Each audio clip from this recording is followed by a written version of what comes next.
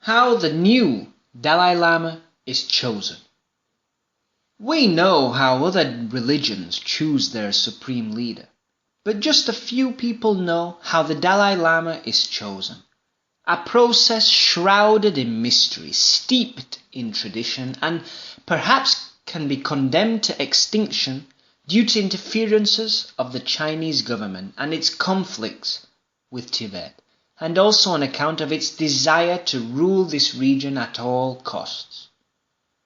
When the 13th Dalai Lama, Thupten Gyatso, passed away, the succession process was initiated and the wheel of incarnation began spinning like a merry-go-round to find the new Dalai Lama.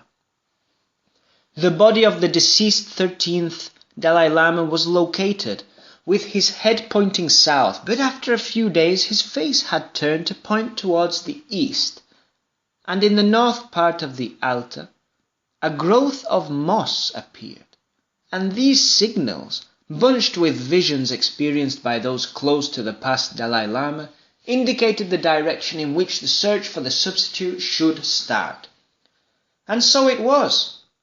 Several emissaries went out searching, and after a long time looking, they found the young candidate in a little village in the northeast of Tibet.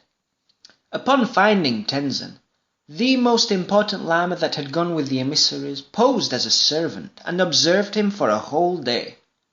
The young boy recognized him immediately and called him by his name without meeting him prior. The entourage came back some days later to put a series of tests to him. They showed him some objects, among which was some property of the last Dalai Lama, things like clothes, books, teacups, rosaries, and so on. And he identified them again immediately. There was no doubt whatsoever, nothing to ponder. This boy was the Dalai Lama. This all happened in 1937. He was ordained as a Buddhist monk and enthroned as the 14th Dalai Lama. Tibetans breathed in peace for years, but the calm wouldn't be permanent. China invaded Tibet in 1950 with the hope of pressurizing Tibetan representatives sufficiently into signing terms recognizing Chinese sovereignty over Tibet.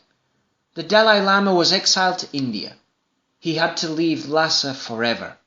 Here is when and where the problem starts. The invaders acknowledge the existence of the Dalai Lama, but they reserve the right to name him themselves. The Chinese government even has over 250 reincarnated Buddhas registered and studying, ready to be selected as the new Dalai Lama. This is an extremely serious matter, as when in 1989 the Panchen Lama died, the Panchen Lama is the second most important Lama in Tibet after the Dalai Lama, the 10th reincarnation of the Panchen Lama was elected, Gedun Choeki, at 5 years old. But in 1995 he and his family were kidnapped, and in his place the Chinese government placed another boy, and nobody has heard anything of him ever since. The saga of the Dalai Lama is just reincarnation. He is free from political responsibility, and he is only a spiritual leader. He has gone on record saying that he would choose a substitute before his death, by means of voting in an election among the Lamas. This would end more than 500 years of tradition, just to avoid Chinese intrusion.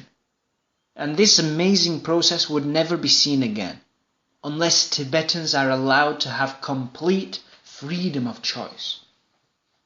A famous quote from the Dalai Lama: "Once a year I go to some place that I've never been to before, because without doubt this is the best way to enrich our soul and continue learning from what we know and what we don't."